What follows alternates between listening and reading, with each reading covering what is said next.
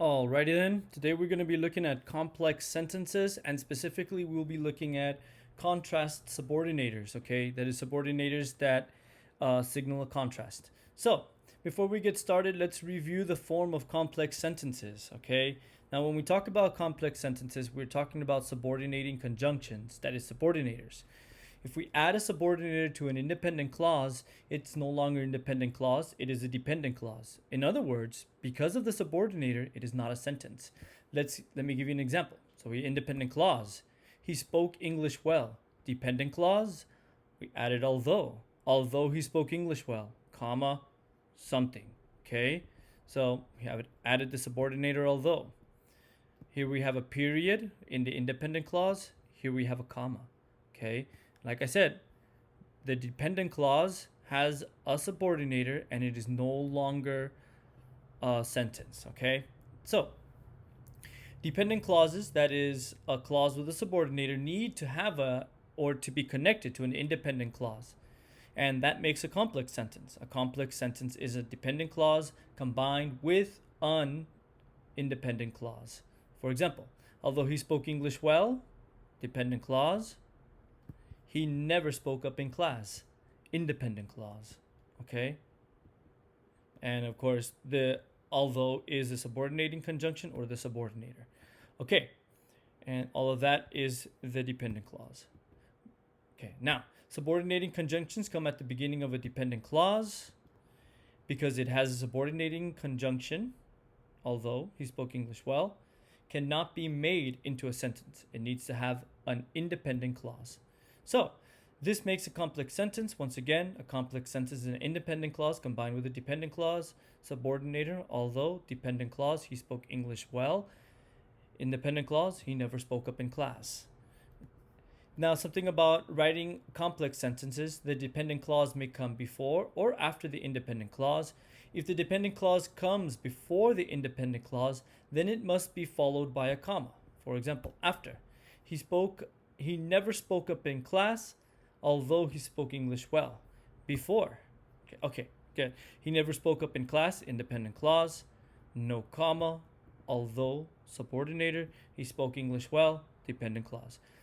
Before, okay, let's talk about before.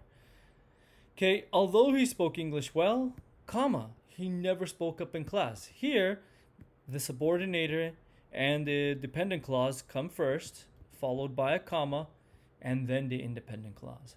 Now, there is one small exception, is that if you have subordinators of contrasts, such as although, even though, while, and whereas, then the comma, whether you have a comma or not, is optional, regardless of where the dependent clause goes.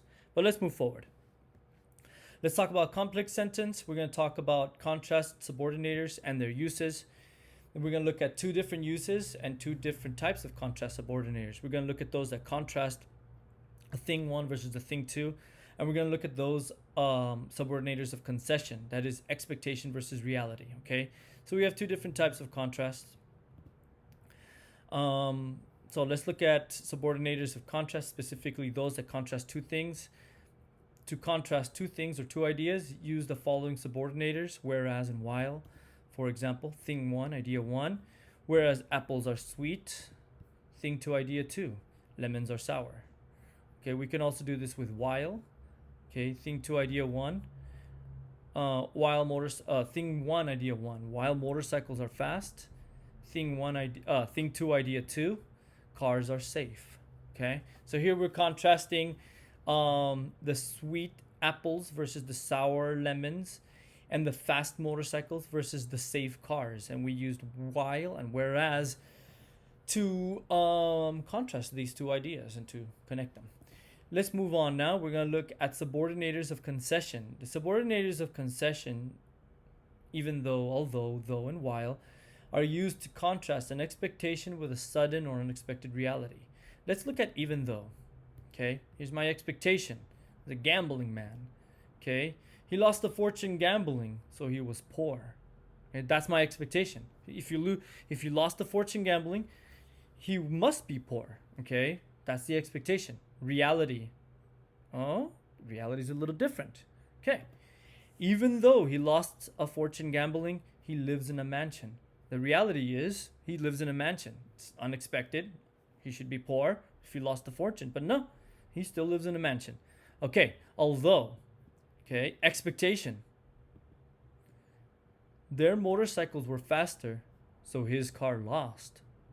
Okay, if their motorcycles are faster, he must have lost the race. Okay, well, that's our expectation. Reality. Oh, although their motorcycles were faster, his car won the race.